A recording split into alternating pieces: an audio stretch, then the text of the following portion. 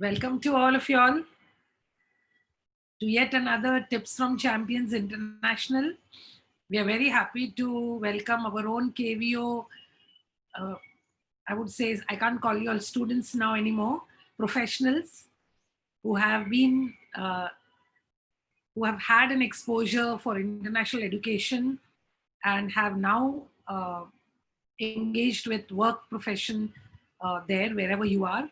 So I welcome Hiral, I welcome Gina and Colin, the three panelists today for this very enriching program. I would call it Tips from Champions International.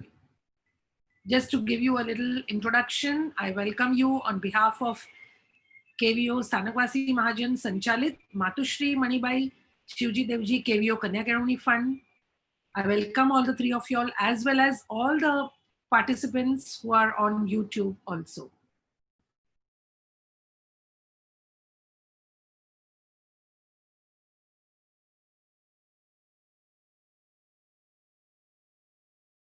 I'm sure the families at that time would not have dreamt that our own girls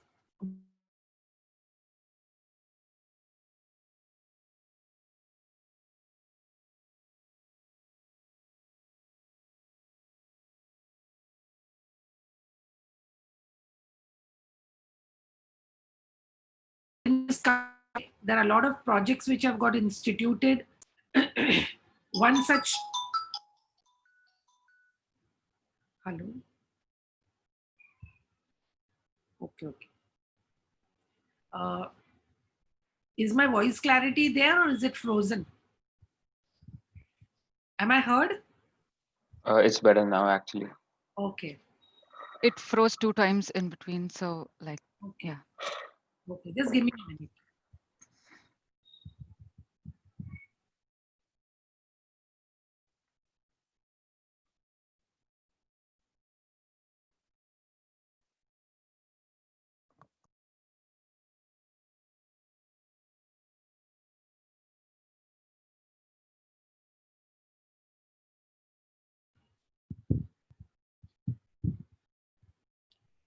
I would just repeat that KVO Sanakwasi Mahajan Sanchalit Matushri Manibai Shivji Devji KVO Kanya Academy Fund welcomes the three of y'all, Hiral, Gina, and Colin, and all the participants.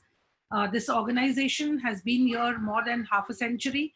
It's 53 years, and the visionaries at that time probably did not dream that women would go ahead so much in education that they would be traveling overseas, getting a worthy education, and fulfilling their dreams of profession. Matushi Manibai Shivji Devji KVO Kanya Academy Fund has several such projects of identifying eminent scholars or students by, you can say, evaluating and analyzing the various aspects of skills, be it social, emotional, intellectual, and so on. So it has been having several competitions, several jury to evaluate the success of the students and thereby confers the BCSMA awards, which were instituted by the donor family. We also have, that is the BCSMA, that is the Bhartiben Chimanlal Merit Awards, which are very popular today. We also have the Prince Merit Award, which is to confer the merit, the awards for those students who have been able to establish their admission in very, very prestigious institutes and universities internationally and nationally. Not only while admitting, but also throughout their career, it supports them with a award. We also have the Kenya family who have instituted the Foreign Education Fund for girl education, basically for, uh, you can say, supporting them for interest free financial loans. Besides these three very important projects, we do conduct a lot of training programs all throughout Mumbai, in the suburbs of center Mumbai, also the western Mumbai, and center of Mumbai and the south Mumbai. So in this way, there have been many such uh, programs that we have conducted. And this entire lockdown period, we've had several seminars, webinars, talk shows, and so on different topics. ranging from digital marketing, e-commerce, parenting. They were on languages. They were also on softwares like coding, app development, entrepreneurship, many such, and many more events still to come. I would just suggest that you can log into YouTube, MMSD KKF, for taking the benefit of all these events. Saturday and Sunday are very unique because we do meet and interact with students. We telecast them on YouTube so that many other students benefit, even parents benefit. So on Saturday, we have tips from champions at the national level students. And in the evening, we have this tips from champions international. On Sundays, we have a very popular program, Apna Time Aayega, which is on startups, business, entrepreneurs, and so on. So there are many such things which are conducted by this organization. We basically work towards empowering women, and of course, we do not leave the male completely out. We always have male participants also on the panel as well as participants. I would just like to say one thing, that the past trustees, office bearers, and the committee members, as well as the present, have together in their own times contributed to the success of women empowerment to this organization. And I really congratulate all of them. And on behalf of everyone, I welcome the three of you all. And without taking much time, I think the time is yours. Let's start moving on. I will just give a very, very brief introduction of name. Jinal Madhu Rohit Gala from village Vadala, lives at Kurla, family lives in Kurla. Jinal currently is in San Diego, California. Welcome, Jinal. We also have Hiral Anirudh Lalit Gala from village Prakpur and lives in Vadodara. Family lives in Vadodara, Ann Harbor, Michigan. That is, Hiral lives in Michigan. She is the daughter of Bharti Jayantilal Haria. Halapur, lives in Kandivali. We also have, welcome to you, Hiral. And we also have Colin Tarun Kamal Chera from village Ratadia Ganeshwala, living in Los Angeles currently. And we wish all the three of you all great sharing, sharing of your challenges, achievements, and your journey of your career. And you are much away right now. Currently, you are oceans apart, but we know your heart is in India and you are eagerly waiting for this day today. So here's your day. And let's begin first with Gina. Thank you for a lot, Ela ma'am, for giving us this opportunity. And yeah, this is a very good platform, and it is a very good practice to share experience from our side to our fellow batchmates and fellow aspiring students. So I hope that we can add value to their cause and we can help them in whatever little way we can. And here's to their cause. I'll begin sharing my screen. Sure.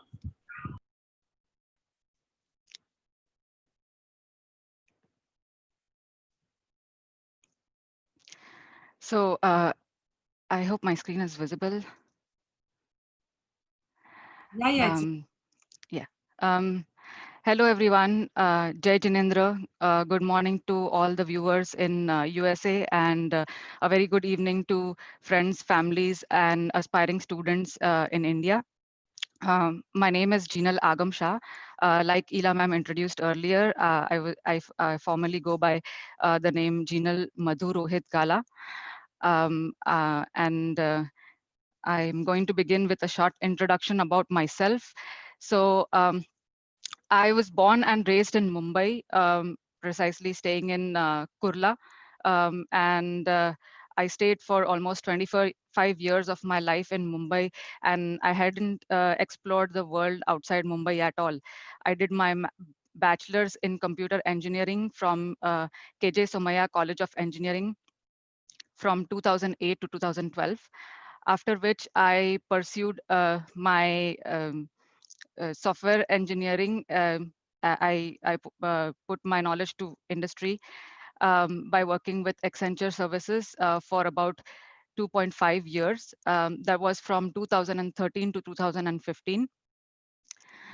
Uh, After 2.5 years, I felt like, I had a good significant technical experience, and I wanted to pursue further education. So I left for US in August 2015 to pursue my master's degree from University of New York, Buffalo. This degree that I pursued was for 1 year, and therefore I graduated in May 2016. It was my master's in science in management information systems. Post that, I was able to secure a job, and I moved to Baltimore to work with Sogeti as an IT consultant. And I worked with Sogeti from August 2016 to March 2018. After working for Sogeti, which in Baltimore, which was on the East Coast, I moved all over to the West Coast in March 2018. That was mainly because I found my partner, then my fiance, and now currently my husband. And I moved to San Diego to be with him, spend my life with him. So I started working in San Diego for Insurance Company of the West as a data engineer, and I'm currently working with the same company. So this is a short timeline of how and where I am currently right now. So I just mentioned about my educational qualification and my work experience, and I'd like to share how I spend my free time. So definitely this pandemic has given a lot of opportunity for us to pursue other hobbies and use our time in other creative ways. And some of the hobbies that I've been pursuing right now are cooking, gardening. I have a small garden in my balcony, and I have tomatoes, grape tomatoes, chilies, mint, basil growing in my small little garden. I like to keep up with trends in IT, follow what are the new data architecture practices. So I quite a lot of times spend time surfing the internet and learning new things. Currently, I'm also looking at new certifications on data management on the AWS side. The other things that I like to do in my spare time is volunteering services. I mentor students that are fresh graduates and are preparing for job interviews. I am also helping students on LinkedIn, educating them how to make use of the different features available in LinkedIn and how powerful a tool it is to connect and network with other students, other professionals, and how it can work to their benefit. The other thing that I is very dear and close to me is I like to go to temples on the weekend. Derasar, the San Diego Jain Derasar is 35 miles from my home, but I do make it a point to visit Derasar on the weekends. We have Snatara Puja once a month, so me and my husband do go for Snatara Puja as well.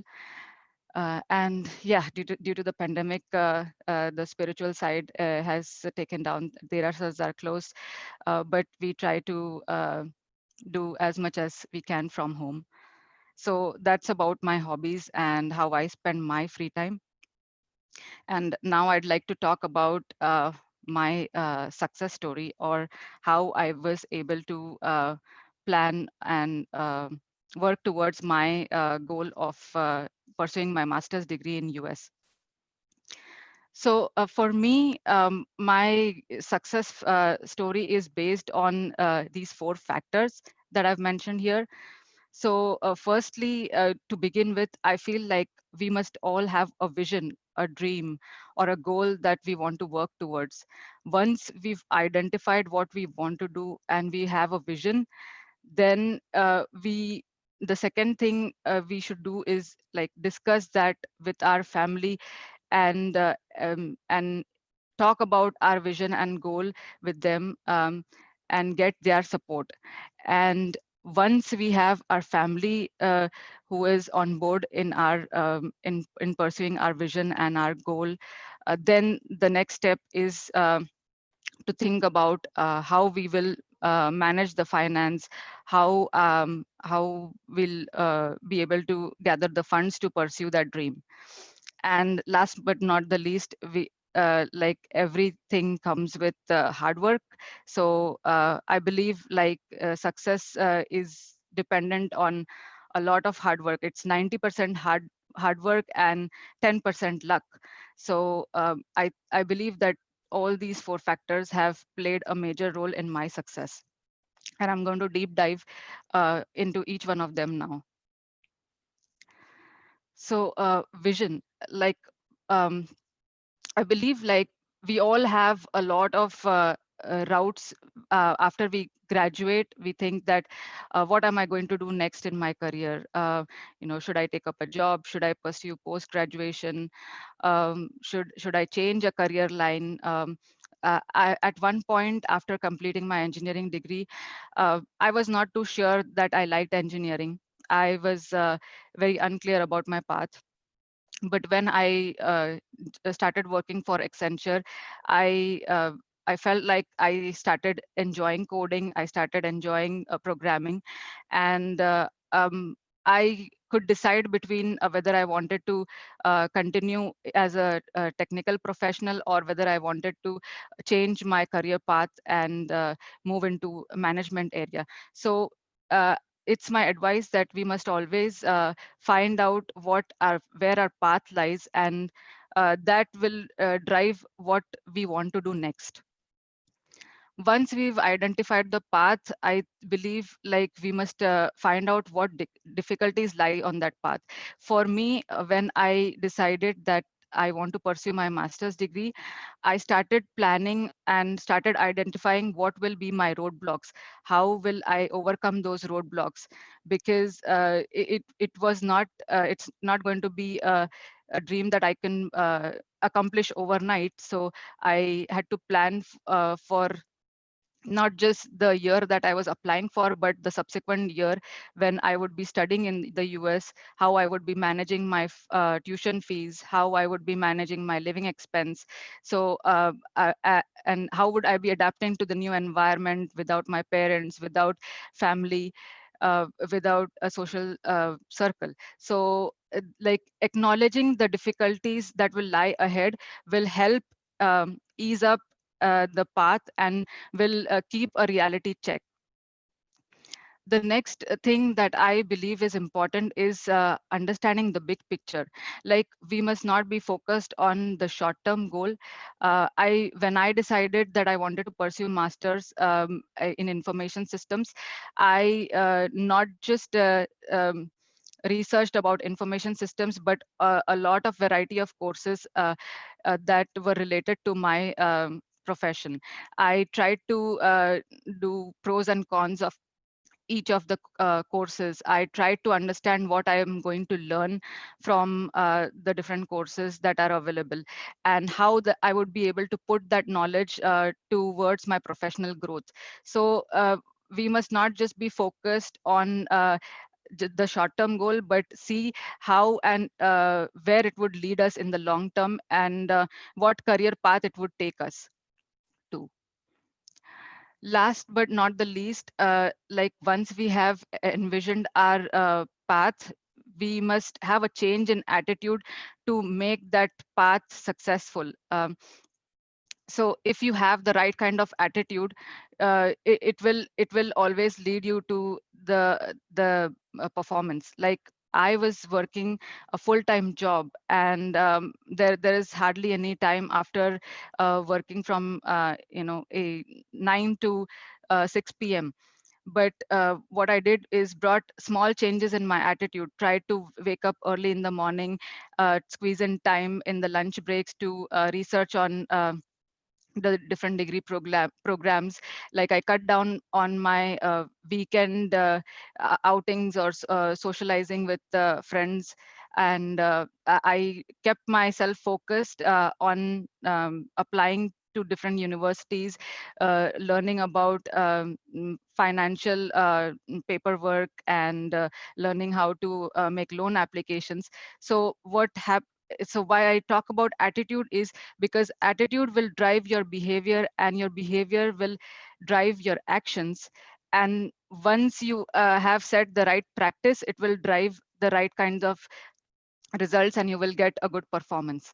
So always remember that if you procrastinate, you will always have reasons to say that I was not able to do a task because I did not have time.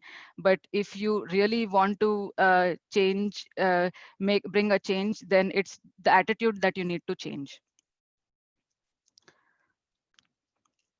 The next important factor for my success was family support.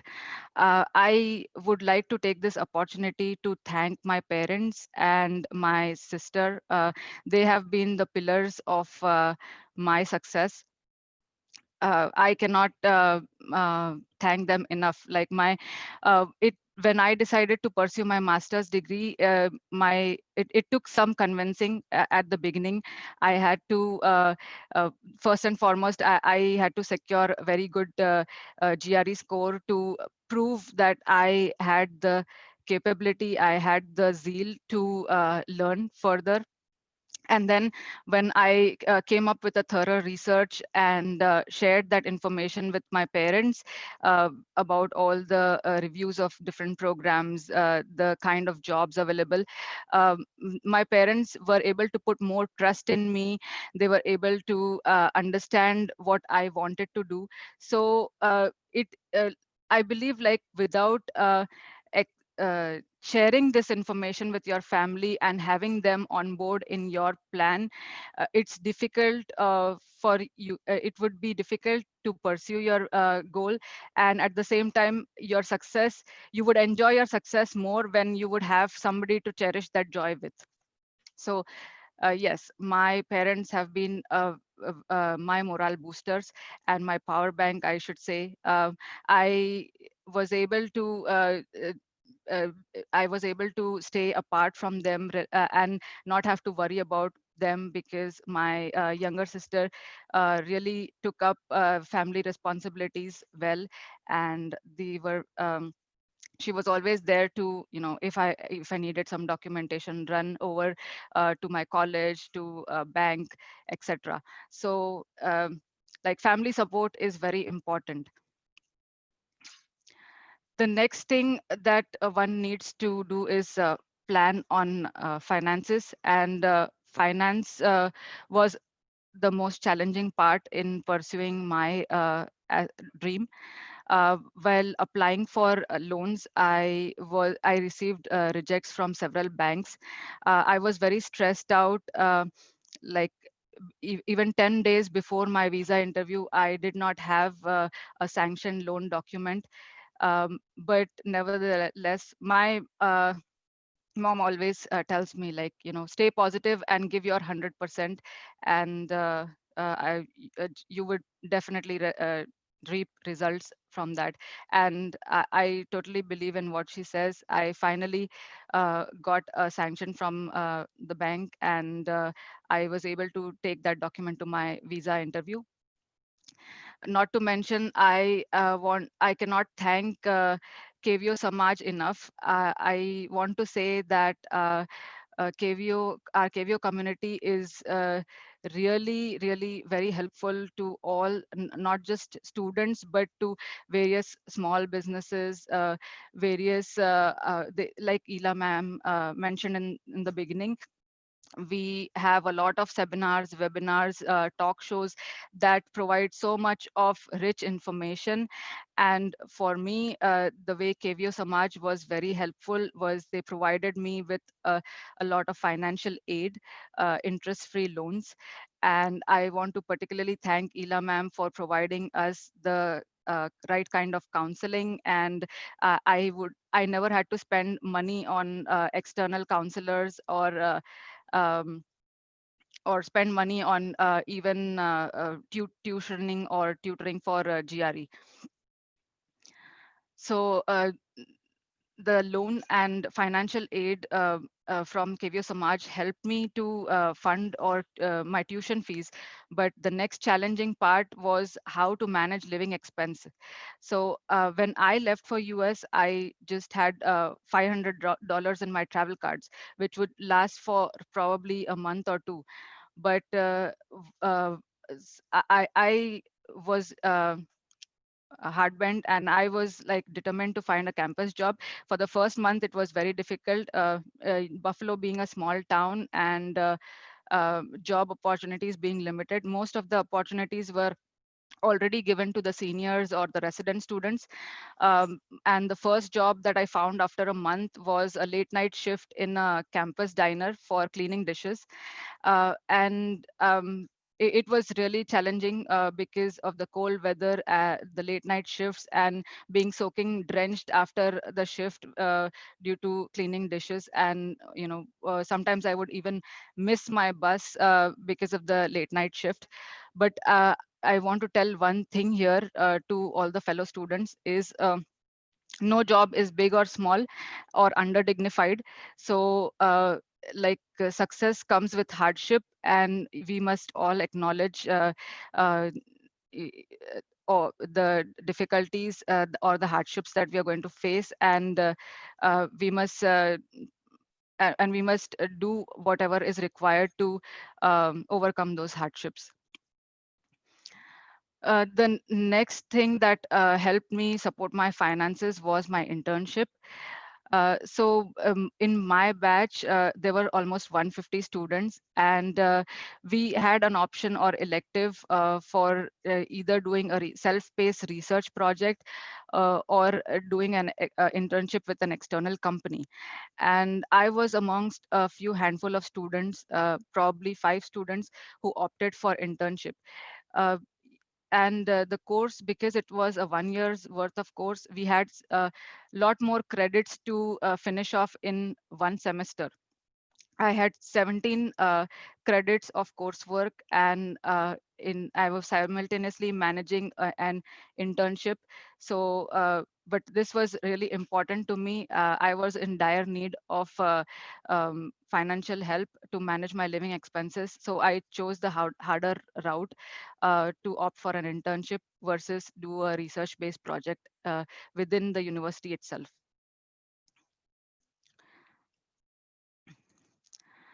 The next factor I believe that is required for success is hard work.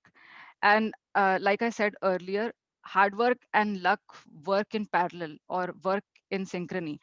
The more you do hard work, there is somebody sitting up above looking at all that hard work and is there to provide you with the right kind of circumstances, and that's how you get lucky. So the way I want to highlight on few points or few hardships that I faced. I already mentioned about my late night shifts at campus diner, and how I managed my internship along with my academic coursework. But I wanted to also share that I almost applied for 500 plus jobs to get one full-time opportunity. And I was aware about this at the very beginning while I was choosing UB or State University of New York, that Buffalo was a small town and there would be fewer jobs in that region. But I had two options, like either go for a high tuition fees, a university with high tuition fees where there would be more jobs in and around that region, versus a university that provided 1 year's worth of course and a low tuition fees.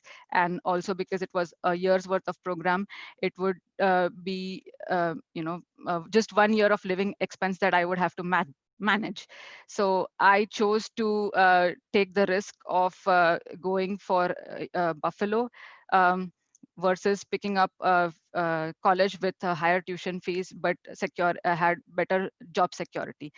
So this was something that I did to manage my financial expenses. The other hardship that I faced during the course was a course of time was I have met with an accident when I was in Baltimore, and I had an ACL tear. When I was when I was in Baltimore, my job was about an hour and a half from my house, and I had to change two buses and one train to reach to my client office where I used to provide service.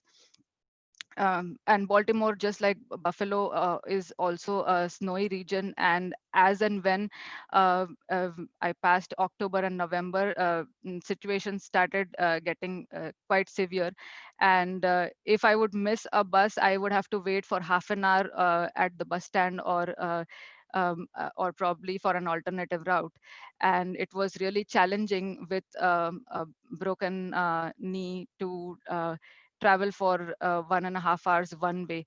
And at the same time, it was also challenging to get groceries or do the daily household chores. So this hardship, however, uh, got the better out of me. I would say I learned to be more independent. I learned to be more I learned to be more strong. And the best part is, like, I learned driving because I was in a dire situation. I couldn't walk. So I take this positively, and I feel like I my accident taught me to become a stronger and a better person. The other thing is luck. And some of the few things that worked in my favor were I was able to crack the visa interview, and I was amongst the few handful students in my batch who got an RA ship. So like research assistantship was like not an already option in my university. And there were just two students in my particular department who were able to secure research assistantship, and I was able to work for one of my college professors as an Oracle developer. The other thing that favored my in my success was H1 lottery. So although it came with a lot of pains, like my lottery got picked in the third and the final attempt, and I was in a very stressful situation. But um, yeah, it finally favored me, and I sailed through the tough times. And this has helped me continue to work here in the US. So I have a few advice for the incoming students. And this includes, like, when you plan on pursuing your master's degree, or you plan on your career, assess your current market, like assess how your field of profession is performing, or how the jobs in what jobs are available in the market, what kind of risks are there in the current economy, and based on that, make an analysis of how you would be risking, whether you would have a financial risk or not, whether it would impact your family, your other financial aspects. And do not just think about the short term goal, think about the bigger picture, think about the future long term stability. And while you are thinking about all of this for your professional career, at the same time, be very thankful and cherish the little moments in life. Apart from your professional front, there are a lot of other things or moments in life that are worth cherishing and are little wins. So be thankful for all those, and um, really enjoy those other aspects of life as well. Lastly, last but not the least, I would like to mention that do not shy away and try to expand your network. Our KVO Samaj has a lot of um, uh, lot of opportunities where you can network and request for help. So try to exploit and make the good best use of the uh, opportunities at your disposal. And I would lastly like to thank once again to Ela ma'am and to Lex uncle, who have really added wings to my dream and who have been really instrumental in my success. So I am a part of a lot of other KVO groups, and I know that they really spend a lot of time on counseling students, providing help to them by connecting them with foreign families, by posting on their behalf on in several groups for accommodation, for internship related help, or for job referrals. So they have given their 100%, and it's our responsibility to give our 100%. And I'm trying from my end in this little way to help the new aspiring students, and I will try in whatever best way I can. So thank you.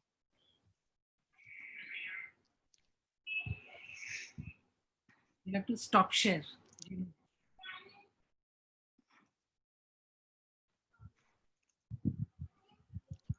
Great going, Gina. A very inspiring journey, right from Kurla to San Diego. We've gone through your journey. I think everything that you spoke was very inspirational, and we really, really wish you the best. May all your dreams always come true. Thank you, ma'am. Thank you very much. Yeah, Hiral, are you ready? Yes, I'll go ahead and share my screen. Just be a little louder. Yes.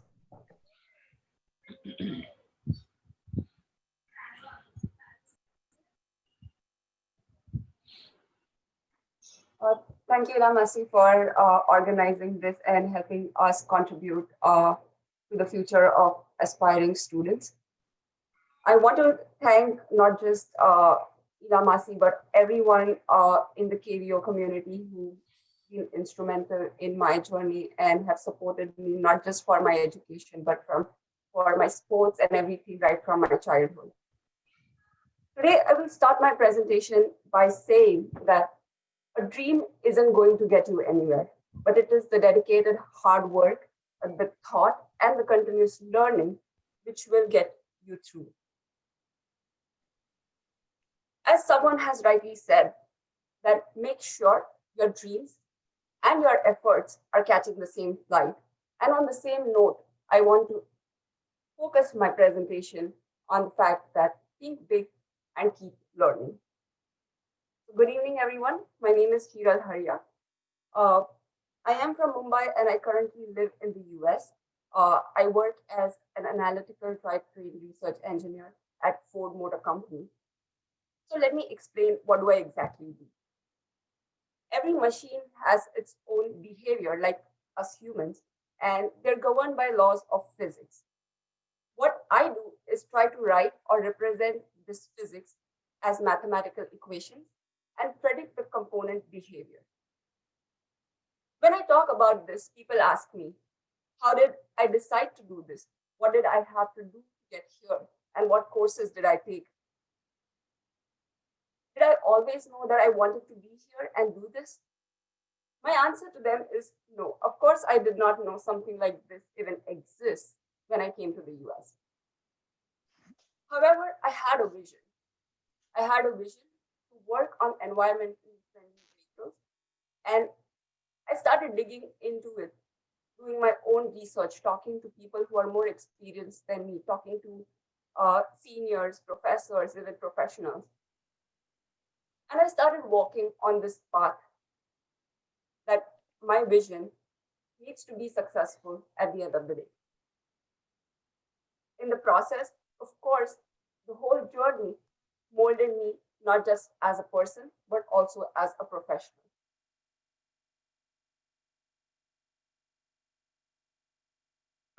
became the 12th board topper, I decided to do mechanical engineering at VGTI, Mumbai.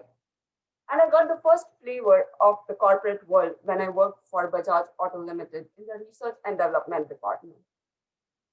This gave me an opportunity to work on projects which were very technical, and that sparked an interest in technical research.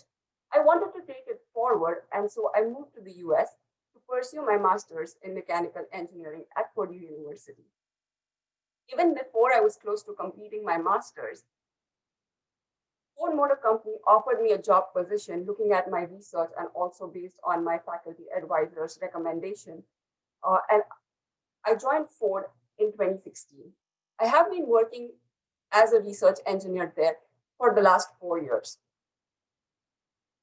Last year, I got an opportunity to pursue a PhD along with my full-time job to dive deeper into my subject matter.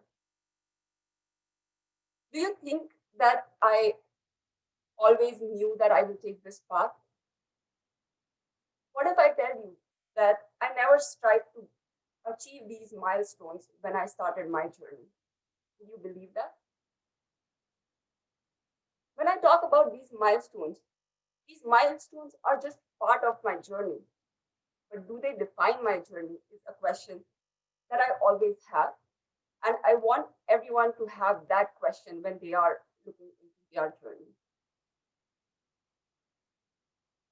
Or is it the other way around? Is it the journey that makes your dreams come true and helps you achieve different milestones in your life?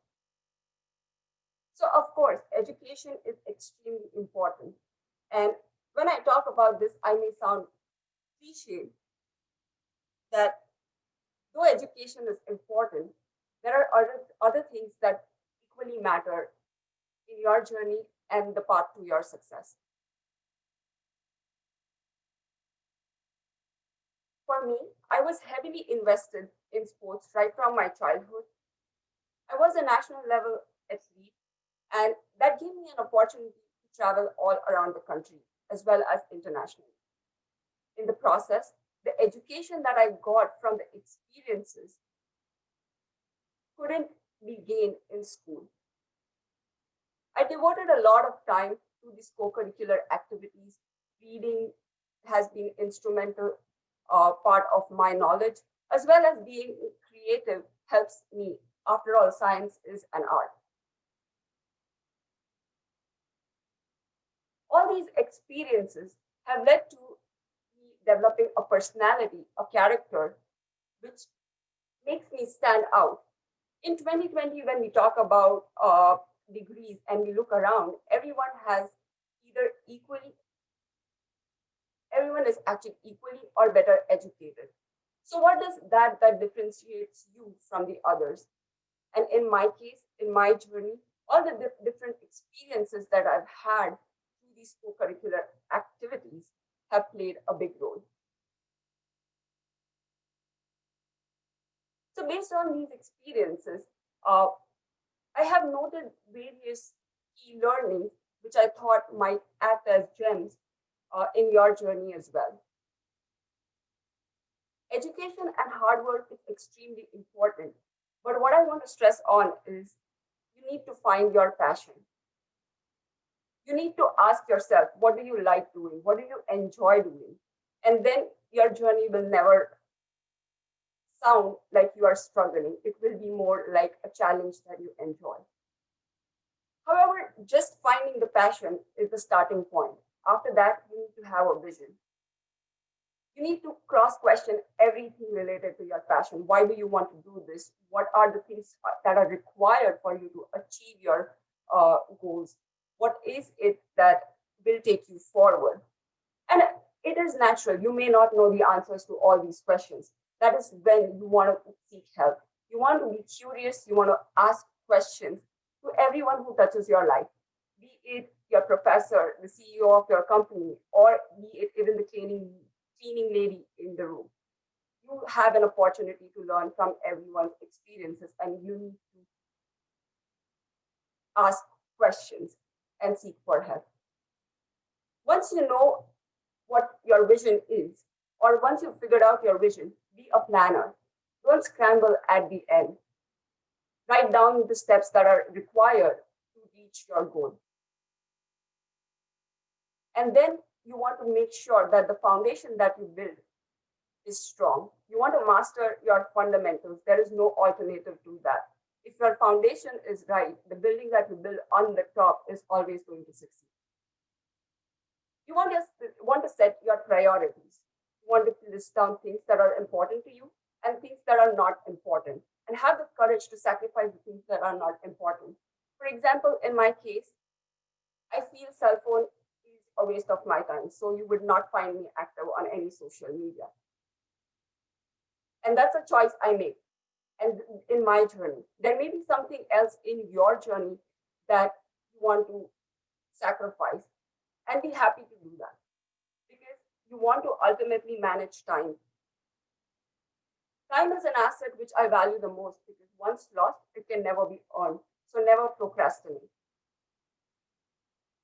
Get good exposure from all your experiences, be it big or small. There's always something to learn. After all, your journey is going to have the ups and downs. It is a roller coaster. Learn not just from your mistakes, but also from your successes. It will take you a long way.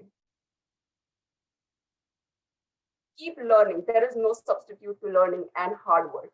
And all of these sound very professional, but these things sum up the fact that you need to have the right attitude.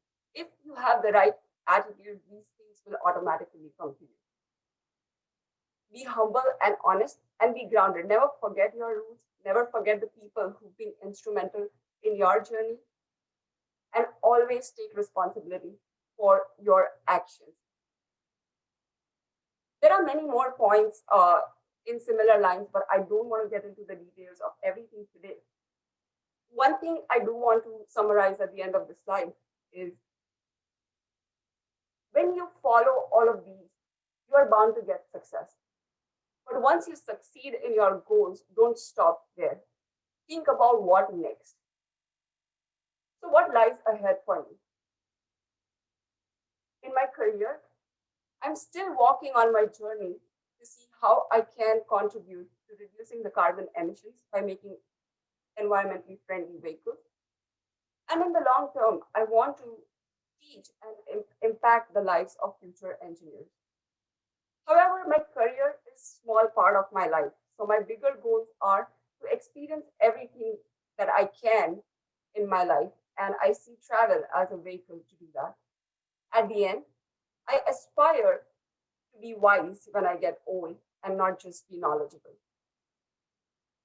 To summarize all the things that I said today, I want to post 3 quotes from Ayn Rand, who is a philosophical author. These 3 quotes have changed the way I look at life, and I hope can spark a thought in your mind. If you don't know, the thing to do is not to get scared, but to learn. The degree to which a man thinks determines the degree to which he is reached. Live and act within the limit of your knowledge, and keep expanding it to the limit of your life. So ultimately what this says is, think big, keep learning, and you will succeed. Thank you.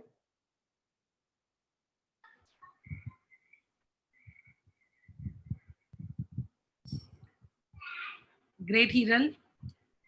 I've seen you through all your national, international Olympiads, and how you won through all your athletic activities, your curricular, your acads, where you've always been topping. We are very proud that you've put all your brilliant mind to the right direction. And you are in one of the best, you can say, the vehicle company. And we really wish you the best. I think the last words that you read from Ayn Rand, who's also my very favorite author, you hit the nail. And I really want to thank everyone like who's been part of my journey, especially you and Lax Uncle.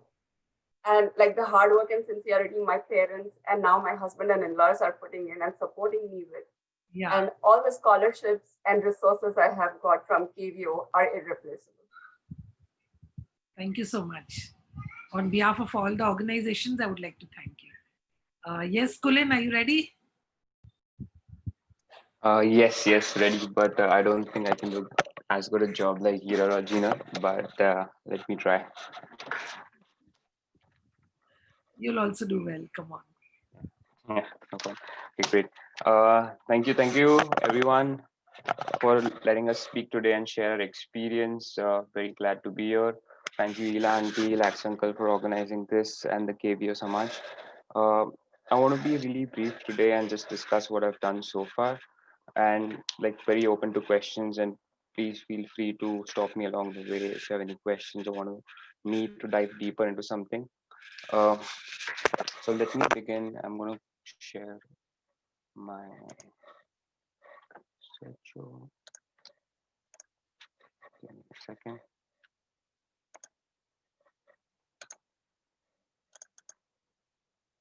Okay. Can you guys see? Lanti, can you see it? Yes. Okay, perfect. Yeah, it was good. Okay, yeah. So I'm going to be super brief here. This is basically I want to give you guys a quick background of what I've done so far, but I think I want to keep it more interactive for questions across the board or anyone from YouTube, and just want to give a sense of what it's like to go from technology to now what I'm doing is investment for one of the biggest firms, at least in the US, if not the world. And as we begin,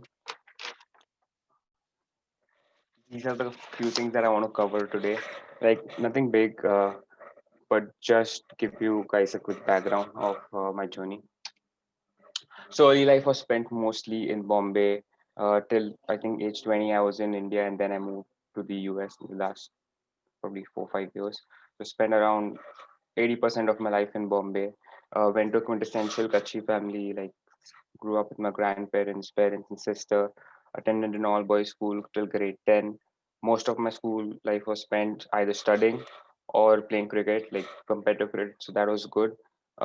Looking back now, when I have to do everything for myself, I think that was kind of like the king life, you would say, or born with a silver spoon. Like didn't have to do anything, just play, study. That's it.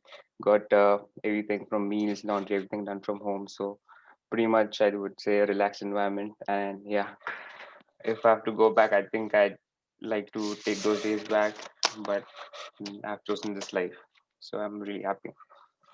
uh, Going to the next slide. So I think these were the times that have kind of changed the way I think and how I look at life. Most of my decisions to pursue one degree or the other or pursue formal education have stemmed from like a good kind of family backing. I would say most of it comes from my sister, who's actually brilliant too. She's done a law, she's done CA, she's done MCom. So having that kind of motivation back home is really important, and that's helped me to take decisions why I want to do each of these. So I want to go a bit deeper into all of them and see if you guys can relate somehow. So I think back in the day it was a tradition, like if you do well in, let's say, 10th standard, you usually pick either science and then engineering or doctor doctor field, medicine. But I chose the path of to be an engineer. Did that for 4 years. Went to a very good school in Bombay. Met some amazing people there, and I still get in touch with them. So I think back in the day, if I had a choice, I would like to, as I think Hiral and Bojinal point out, like you do your research, what you want to do, instead of just following what like a lot of people are doing. Yeah, back in the day I did not like a lot of people were doing engineering, so okay, let's do engineering. But then when I was going through that course, that's when it hit me like, okay, though I can code for a bit, though I can do this, but this is not what I like. So then when I got my next job, between my computer engineering, mathematical finance, the time I spent after work in those 2 years, I think that's what helped me to decide my next step. So after doing my engineering, I worked for an investment bank for 2 years, and then went back to school to do a master's in the US. Uh, I think this master course was one of the most challenging courseworks I've done in life. Period. Like some of the math things that I've done, I think I'm pretty sure Hiral can do it now because based on our experience with the PhD stuff in mechanical engineering. But some of the math stuff like stochastic modeling and everything, never done that. But I think while doing such a difficult course, you meet people who help you along the way. And then since this was an international course, there were people from all over the world. You meet people from everywhere, and then you get to know their culture, how they work, how their work ethic is. I think that was one of the best experiences of my lifetime. Finance more about this later, but basically, what I try to do is every job that I take, I try to also pick up another degree along the way or certification that kind of is in an incidental to my work. Because if I think, as Hiral and Gina both mentioned, if you want to differentiate yourself from others who have the same background or the same skill sets, you have to do one thing, like one step. You have to be one step ahead of the others. Kind of put in that more effort, and that's what I'll get into next. So each of these degrees or certifications I've done are based on one job I've taken in life. So CFA was done when I was working at JP Morgan, my very first job. I used to study after work, but back then everything was like fed to me in a silver spoon. So I was not too much under time constraints or anything. The second one, FRM, I did this when I was working for another big bank in Boston. This was again putting in a lot of effort after hours. And the third one is CAIA. This I did last year when I was working for an investment company in LA. The coursework for each is different, and if anyone is interested to know more, I'm happy to talk about this in further detail. So each of these, the reason behind doing each of these was pretty simple. Like it's not necessary to have them, but if it's like if you want to have a good understanding of each of the topics you're working in, like this is kind of like a formal way to get that. And I personally believe continuing education is like really important if you want to differentiate yourself and also update your skills. The other thing I strongly believe in is usually you work from 7 to 6 or 6 to 7:30 to 6:30, whatever, and then you have some time after work. Let's say from 7 p.m. to 10 p.m. or whenever you want to sleep. You can always remove some time and can use that to update your skills, get better at something you're really interested in. For me, my interests lie in finance and technology, and that's what I spend most of my time reading about if I'm not working. Next. So jobs, yes. So these, I've worked across 4 cities, and been really fortunate to have been selected to work for some of the best banks and the best investment companies in my field. Met some really, really smart people along the way. And the thing about working at such big companies is you meet these really brilliant people, and they're really usually nice to talk to, and they can help you progress your career. So I've had like numerous conversations with people who are very high up in the pay grade, and like I just tell them like, hey, can I get some coffee, or can I grab a coffee with you? I just want to see how you got here, and like what you guys are doing is trying to listen to other people giving their experience. I did the same, and I still do the same. And it's really inspiring to know how people, like, you would think there's a set criteria to get from A to B to C, but it's not. Everyone has a different journey. What you get is basically data points from everyone, and then you try to make your own curve. So yes, worked in 4 cities all over the world, I think. And jobs wise, the first one was a bit in technology, the second was more like in investments and a bit risk management. So basically managing how much exposure or financial risk the company can take, which kind of became important now after the 2007 and 8 crisis. And right now working at PIMCO as a product manager, we manage 200 billion ish dollars for pension plans, corporates like Ford, uh, governments, both local and international, and also insurance companies. Um, Okay. Next, I think this from your own will be what I think some of the takeaways that you guys can take uh, when you try to apply and work in the US or anywhere in the world. So there are some of the challenges that I personally face in my career right now are standing out in a field which is predominantly white. So usually finance is a field where everyone, or not everyone, most majority of the people on the top places like MDs and above or partners in finance firms are usually white. So trying to break that barrier is a bit challenging, but not impossible. So that's one big challenge for me. Immigration risk, since I work in a field which is not covered under STEM, uh, visa challenges are a bit difficult or probably a bit different from someone who's doing, let's say, CS in computer engineering, sorry, masters in computer engineering or working as software engineer.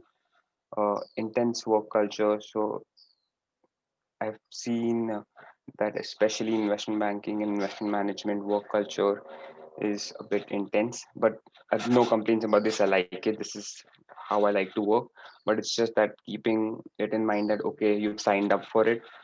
You might have to go in sometimes at 6 and then leave at 9, but that's the nature of the duty, so it's fine. Balancing work and social life. Again, this stems from the intense work culture, but no complaints here as well.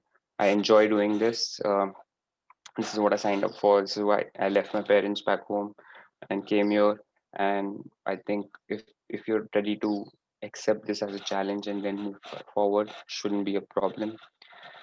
Opportunities for me in my current job are so I work with and learn from the smartest people in investing. I think I brought this up.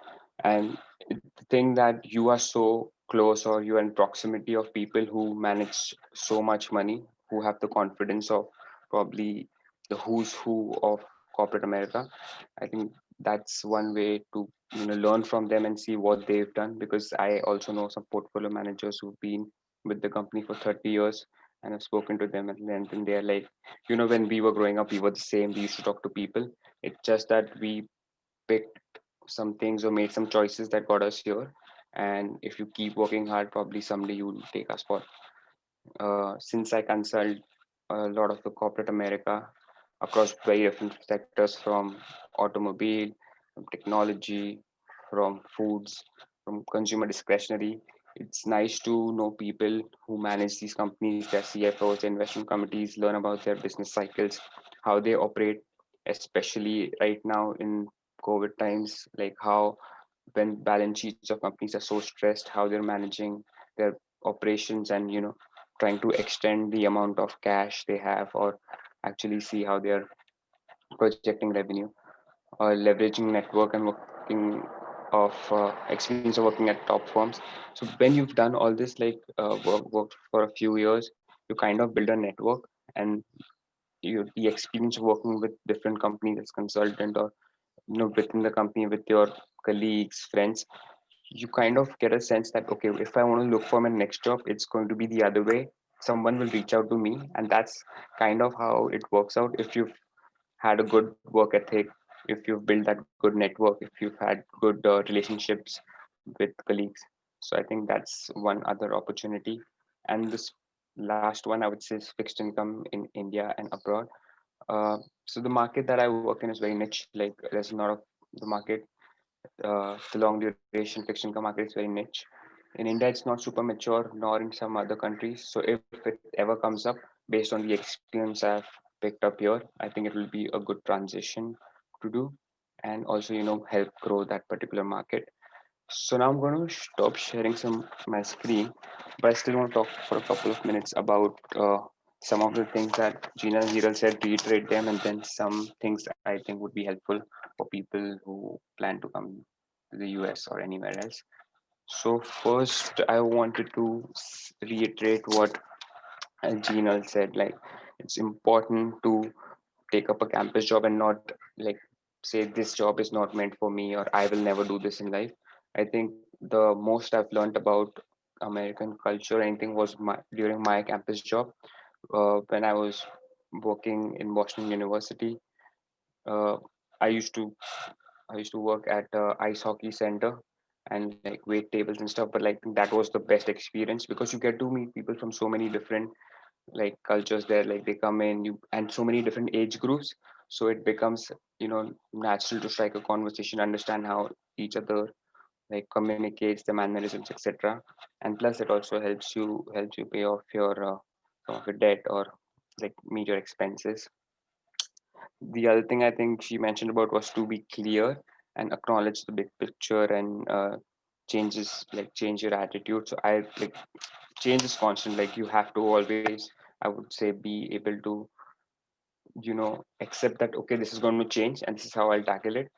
And then this again comes back to what Hiral said when she said, okay, don't be a planner, be a planner, sorry, don't be a firefighter. And which is exactly true. Like you cannot always go say, okay, dekh lenge kya hoga, but you always need to have a plan. Okay, if this happens, I'm going to do this. This is my ideal case, and if this doesn't work out, this is my backup plan. You don't want to put out fires. You always want to have a plan of what's next. And there's some other things that I'd like to bring up is for life, or probably just in general, like don't take your family or friends for granted. Like when you're, especially when I was back home, like I totally did that, but now I have a very deep sense of how much my family has sacrificed for me or helped me along the way, especially my parents, my sister. And then when I moved to Boston, there was a family who was kind of like my host family, but have become like my really good friends. uh, so that I really appreciate what they did for me.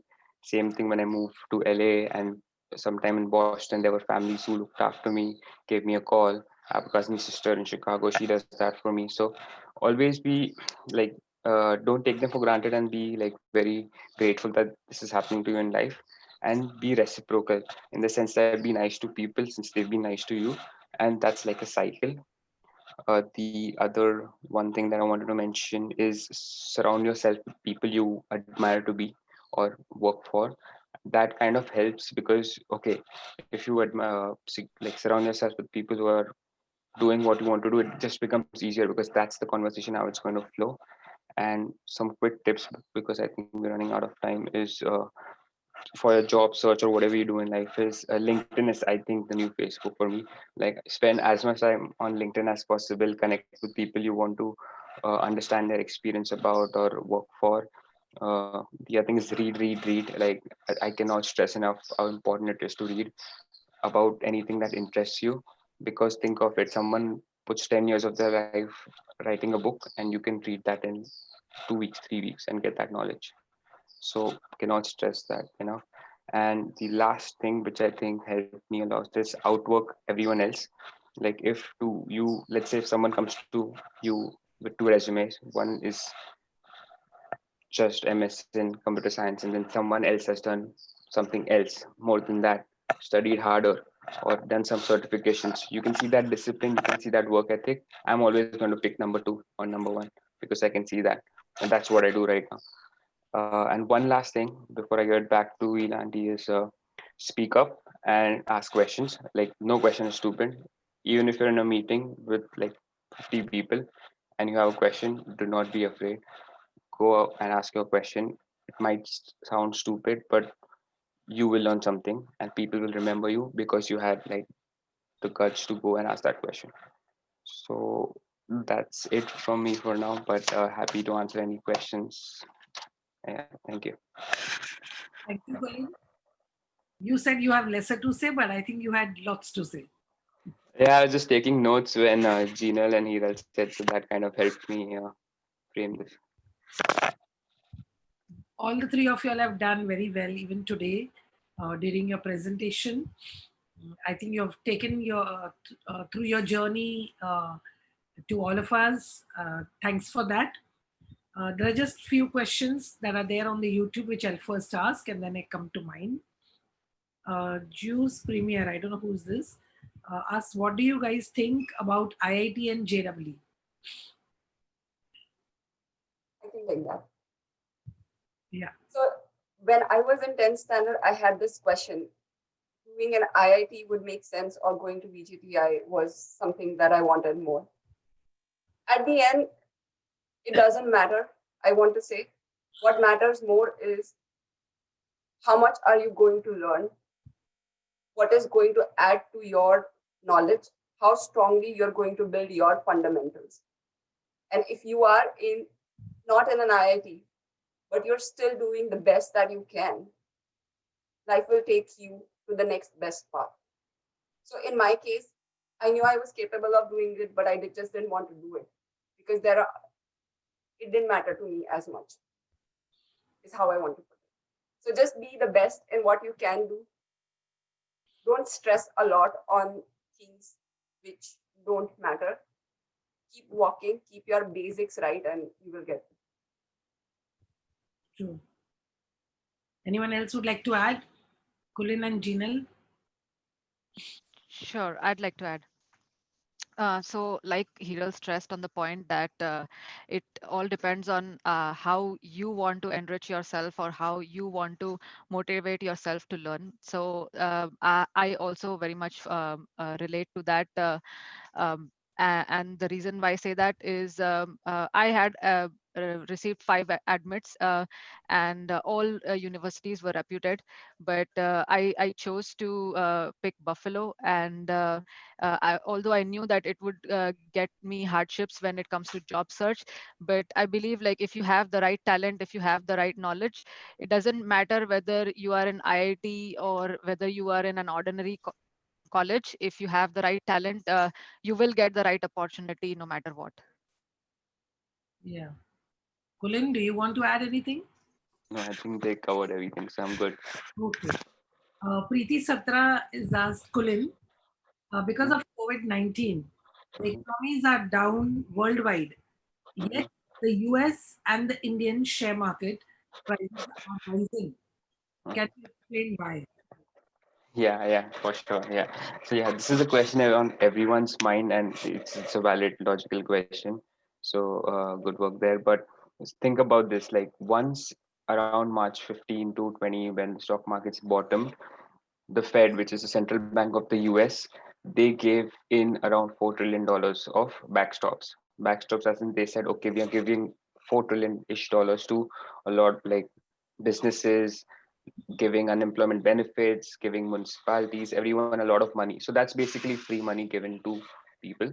And then once you have the Fed backing you, which is the central bank of the US, and also them saying that we'll do everything in our power to do it, then from that point going below that is kind of, investors have a stock markets is future sentiment discounted to present value. So once the Fed does that, you get a sentiment that okay, as investors we are safe because who's backing us is Fed. And there's a very big saying in like investment communities, never go against the Fed. So if the Fed steps in, it's difficult to short the Fed or go against and short the market. So I think this is an action of the Fed support. And I think I want to add something here. Along with just like the Fed, what is happening is a lot of people now are working from home, and they are like a lot of millennials are getting into the market. They want to try their hand out. So that's the human behavior taking the market up, not necessarily the value of the companies or the actual economy is that high. I agree. Sanjay Shah, who's our trustee also, do you feel your parents, any one of you can answer, do you feel your parents are reluctant to allow children to study outside Mumbai before graduation? I can take that up real quick. I I don't have a lot of data points, but I have a cousin whose daughter is contemplating to like study abroad, and my cousin is a bit reserved. He's like, no, not right now. She's a girl. Like probably after 12th, probably after grad school. So I think yes, with that one data point. But in general, I think I want to stress that it's important for you to get out of Bombay to not just learn, but actually to learn life is what I would say. And that's what I've learned. Like I've stayed in Bombay for 24-ish years. I didn't probably learn as much as what I've learned in the last 4 years or 5 years of life. So it's not just learning at school, but it's the whole environment, the people you meet, the things you do for yourself. So to answer your question, yes, I think they're reluctant, and an add-on would be they should be less reluctant. And I agree with what Colin said. Like I've seen so many of my friends who stepped out of their houses after 10th standard because they came from cities which didn't have good educational system. And I see the difference. Like I see how much exposure they've had in life earlier, like much before I had that exposure, and it takes you a long way. So it is important. Like I know, like our parents have pampered us a lot, but there is a thin line between pampering and spoon feeding. You need to walk on a balanced path and try to get out of the house to learn life, as Colin said, because education we'll get, like we have good schools, we have good teachers, education, like, and we stress a lot on education. So that we will definitely get. But there are other things in life which you will learn only when you step out. Uh, there's a question, not a question. Okay, it continues. Preeti Satra is continued the question, the point. So, Kulin, how long will the Fed support hold up the markets? Do you think that it is a bubble and will burst? Now you can Yeah, I don't think Satra for your no, no. I don't think I'm qualified enough to talk about bubbles right now. But think about this. Like Q2 GDP numbers came in last week. That didn't change markets at all. Markets are future sentiments. So necessarily, it's not like once data points keep coming into the market. For example, unemployment, there are more bankruptcies, there are more layoffs in general. You will see that trickle down in the economy. Right now, the one other thing that I missed earlier was the government was giving you $600 of unemployment benefits 31st July, and that has kind of continued after that. So all these points come together, and millennial trading is, yes, it's a small part, but it's there. So all these things come together, and in general, the sentiment is okay. March or April were like the very peaks of COVID in the US. Post that, things are getting slowly better. Airlines are picking up their traffic. Uh, sorry, not hotels, but housing, which is like 20% of your GDP, that's picking up now. Rates are low. So all this comes together. Bubble or not is, I am, it's out of my scope right now, but I would say all these numbers probably for an average investor or us don't make sense. But when like markets are going up, it means somewhere someone is buying things on the other side. So they are ready to take so much risk to buy at such high prices. And since it's a marketplace where there's buy and sell, data points as they come into the market and as they come into uh, the investors' hands, you will see a slight kind of less volatility in terms of going forward. Black Scania has said hello to all of you all. Hello, Uncle. How are you? Jewish Premier, what's the name of this person? What about AI and robotics? What is the scope according to you? I don't know. Probably is asking the scope. I think that is an industry that's been picking up a lot, and AI has found its applications in all possible fields that you can imagine. So, be it in engineering, mechanical engineering, biotech, medical, uh, finance, everything is currently investing a lot in AI. So, it's definitely an upcoming field, I want to say.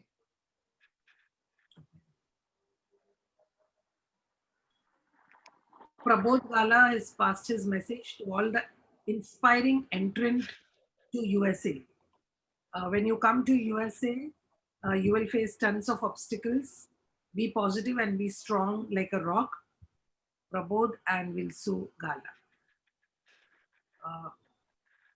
I have a question for all the three of you all. I think we'll wait for some more questions on the YouTube.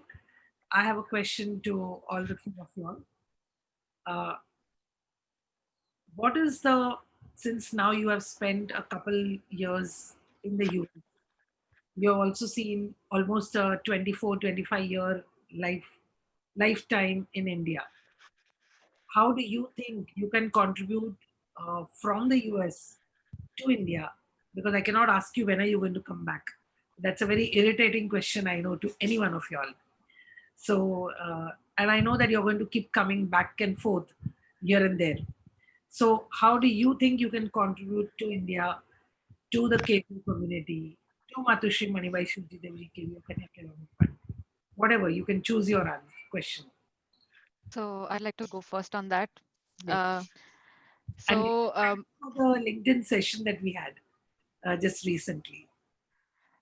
most welcome, and I would love to conduct as and when we have more audience and if they have any follow-up questions.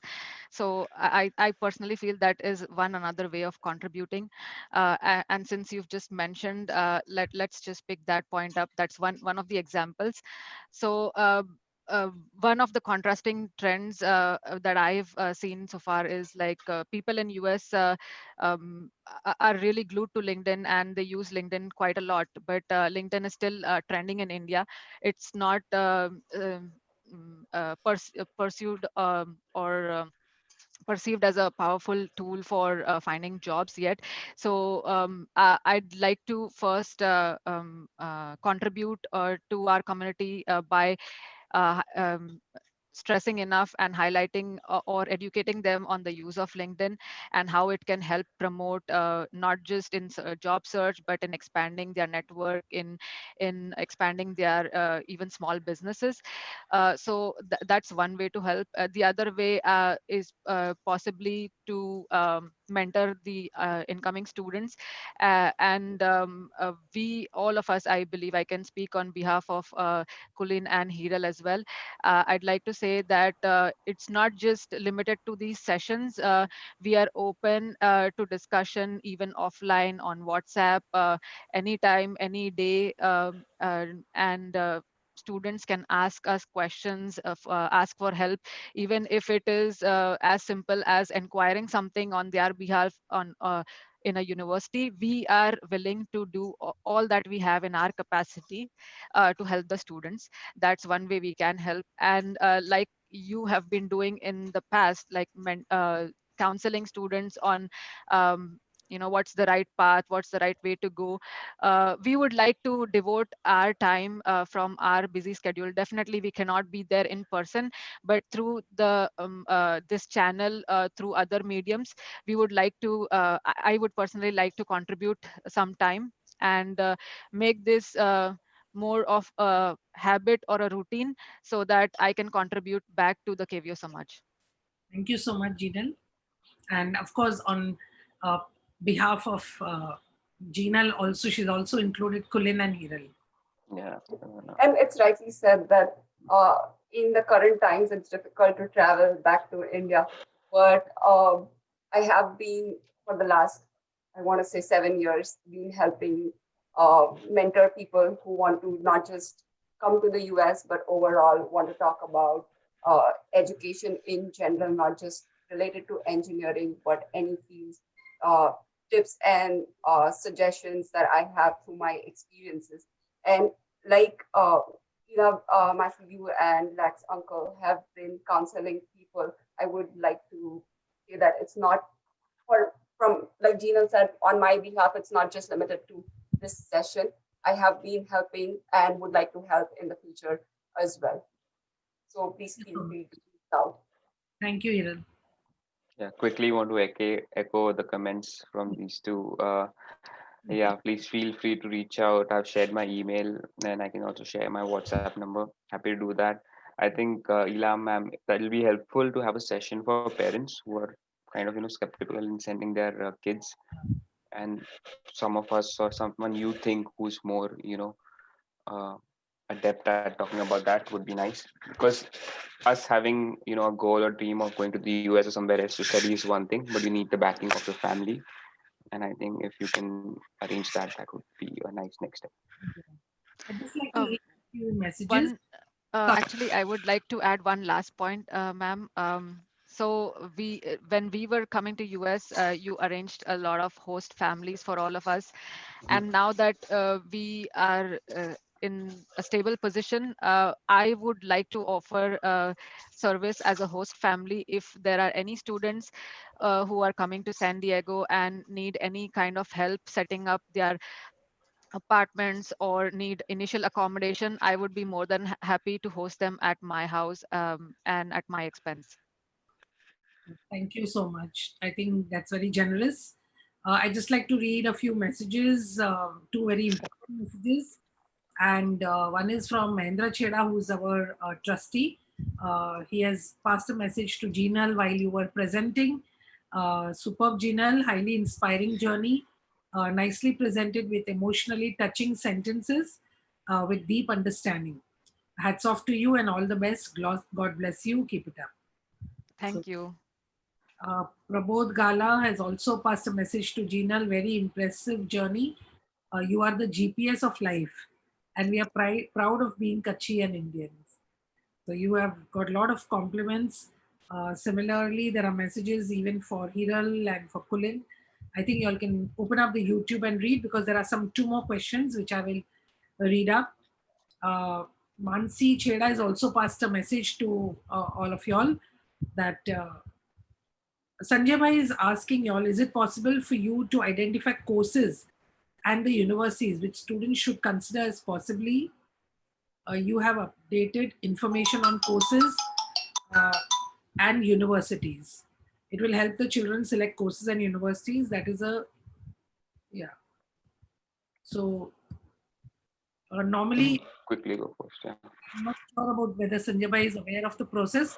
Normally, we encourage a lot of self research first rather than spoon feeding them directly with courses and universities.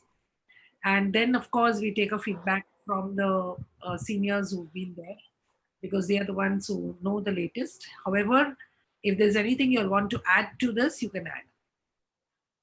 Namasi, like you said, it depends completely on a person's interest and what they want to do and where they see themselves going.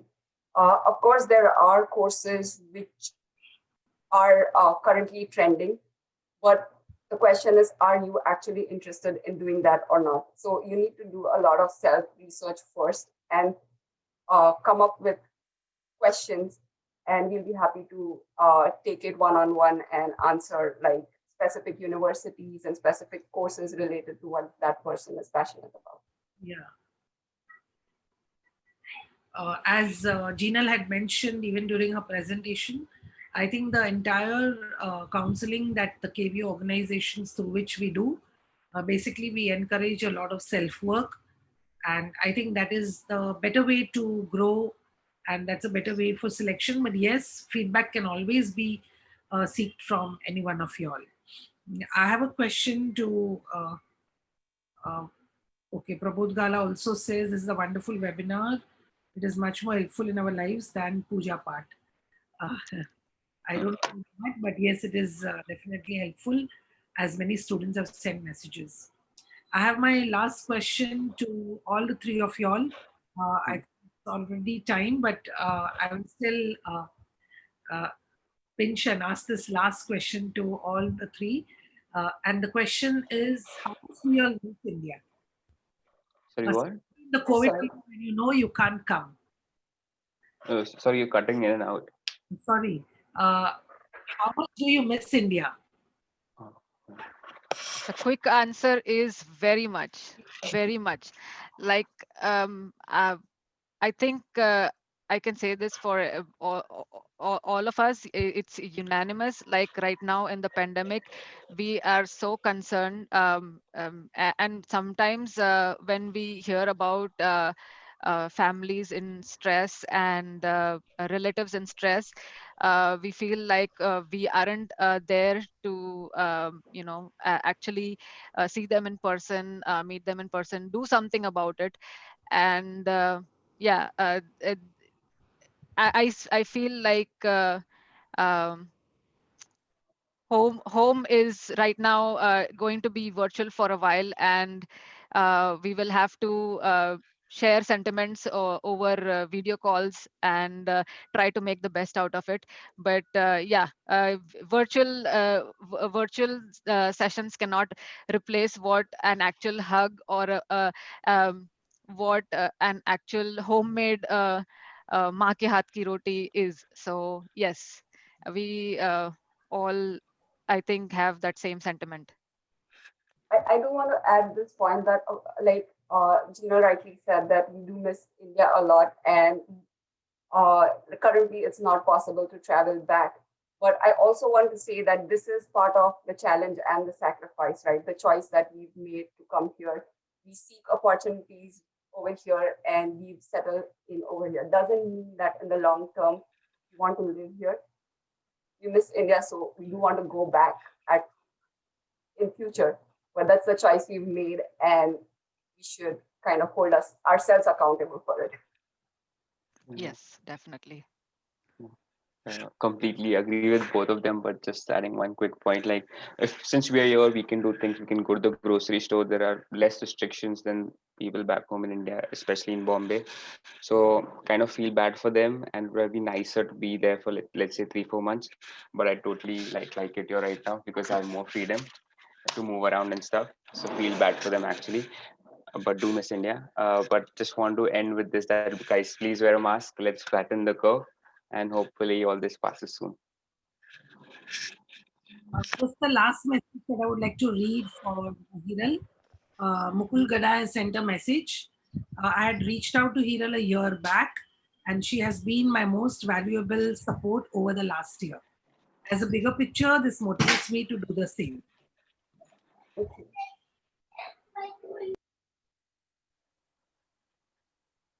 With this, I would just like to thank all the three of you all. I think it was a wonderful journey express.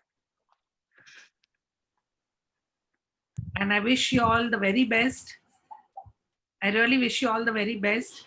And I'm sure your sharing and caring for the KVO community will definitely continue. We wish you the For best sure. from miles away. But yes, you miss India, and I think your families also miss you all. But this is a good way to connect. And I really thank all your families who are also connected today on YouTube to watch you all. And they themselves are feeling so proud of you, uh, especially on a KVO platform. It is very nice because you have been spending a lot of time on the professional platforms online. But I think on the KVO platform, the feel is different for the family. And I'm sure this is one way of getting connected to them. So thank you very Yes. much to your families, the participants who were there. Wish you all the best. I hope I've taken all the questions that have been raised, and only hope I haven't missed any.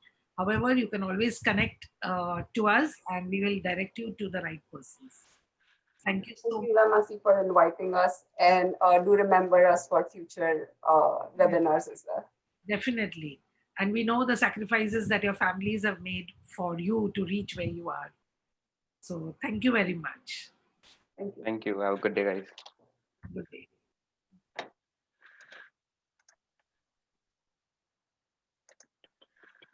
Thank you.